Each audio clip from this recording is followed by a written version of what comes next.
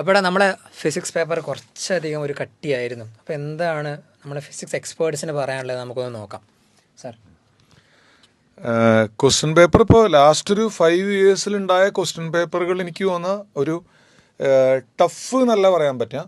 ഇതിനകത്ത് പല ക്വസ്റ്റ്യനുകളിലും ചില കുരുക്കുകൾ ഉണ്ടായിരുന്നു എന്നുള്ളതാണ് ഒന്നാമത്. ഒരുവിധ ക്വസ്റ്റ്യൻ ഉണ്ടായിരുന്നു. നന്നായിട്ട് ഒബ്ജക്റ്റീവ് ചെയ്ത് പ്രാക്ടീസ് ചെയ്ത കുട്ടിക്ക് ഇതിനകത്ത് ആദ്യത്തെ 30 മുതൽ 32 വരെയുള്ള ചോദ്യങ്ങൾ വലിയൊരു വിഷമല്ലാതെ ചെയ്യാൻ പറ്റും. നല്ല മനസ്സാന്നിധ്യത്തോടെ ചെയ്യുകയാണെങ്കിൽ വലിയൊരു വിഷമല്ലാതെ കൂളായിട്ട് ചെയ്യാൻ പറ്റും എന്നുള്ളതിനാണ് മനസ്സിലാക്കുക. പ്രഷർ സമയത്ത് അത് ബാധിക്കാം. അതായത് ഞാൻ പറയണത് വളരെ ഈസി ആയിട്ട് ചെയ്യാൻ പറ്റുന്നില്ല. ഒരു 30 മുതൽ 32 വരെയുള്ള ചോദ്യങ്ങളാണ് നോർമലി ഒരു കുട്ടിക്ക് ഇതിനകത്ത് നിന്ന് ചെയ്യാൻ പറ്റുന്നതായിട്ട് ഞാൻ കണ്ടിട്ടുള്ളത്. പിന്നെ ഒരു നമ്മൾ സാധാരണ നീറ്റൊക്കെ സ്കോർ ചെയ്യുന്ന ലെവലിലുള്ള ഒരു കുട്ടിക്ക് ആ കുട്ടിക്ക് ഒരു 30 ക്വസ്റ്റ്യൻസിനകത്ത് അല്ലെങ്കിൽ അതിലൊരു 25 ക്വസ്റ്റ്യൻസ് കുട്ടി അറ്റൻഡ് ചെയ്താൽ തന്നെ അത് വലിയൊരു സ്കോറായിട്ടാണ് ഇതിനകത്ത് എനിക്ക് കാണാൻ പറ്റുന്നത്.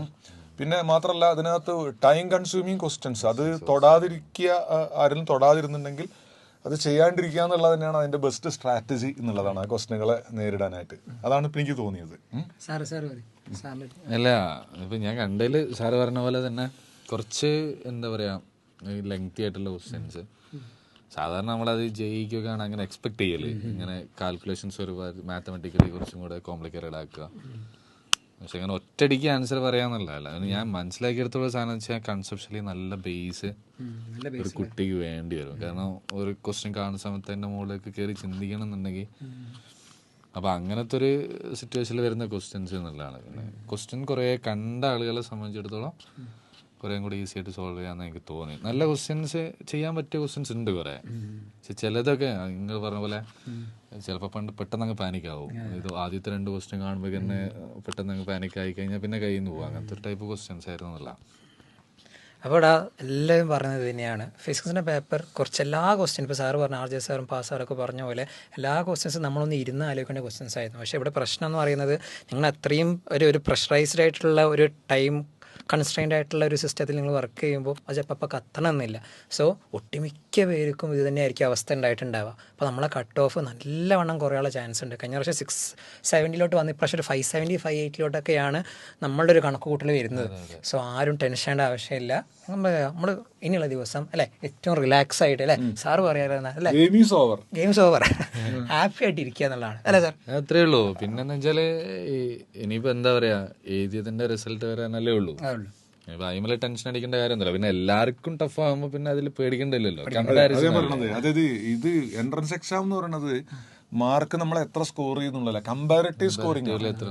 ഈ കമ്പാരിറ്റീവ് സ്കോറിംഗിൽ അത് ജനറലാണ്. എല്ലാവർക്കും ടഫ് ആവണത് ഒരാൾക്ക് ടഫ് ആവുന്നത് എല്ലാവർക്കും ടഫാണ് ജനറലി. വളരെ എക്സ്ക്ലൂസീവ് ആയിട്ടുള്ള കേസുകളിൽ 1 or 2 സ്റ്റുഡൻസ് ചിലപ്പോൾ ഭയങ്കര വേറൊരു ലെവലിൽ പ്രിപ്പയർ ചെയ്ത കുട്ടികൾക്ക് വ്യത്യാസമായിട്ട് ഫീൽ ചെയ്യാം. പക്ഷെ ജനറൽ നമ്മളൊരു നീറ്റ് നോർമലി ക്വാളിഫൈ ചെയ്യുന്ന ഒരു പോപ്പുലേഷനെ വെച്ചിട്ട് തന്നെയാണ് ഞാൻ പറയുന്നത്.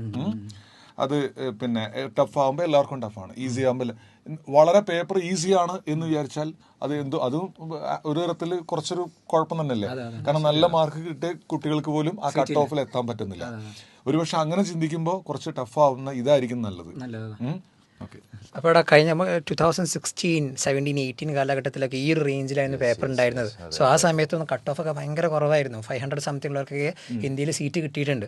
സോ എല്ലാവരും എന്ത് ചെയ്യുക, കോൺഫിഡൻ്റ് ആയിട്ട് ഹാപ്പി ആയിട്ട് ഇരിക്കുക. ഇനിയുള്ള ദിവസം കുറച്ചൊക്കെ അടിച്ചു പൊളിക്കുക. അതാണ് നമുക്ക് പറയാനുള്ളത്. റെസ്റ്റ് എടുക്കുക. അപ്പോൾ all the best, good night, bye. ശരി.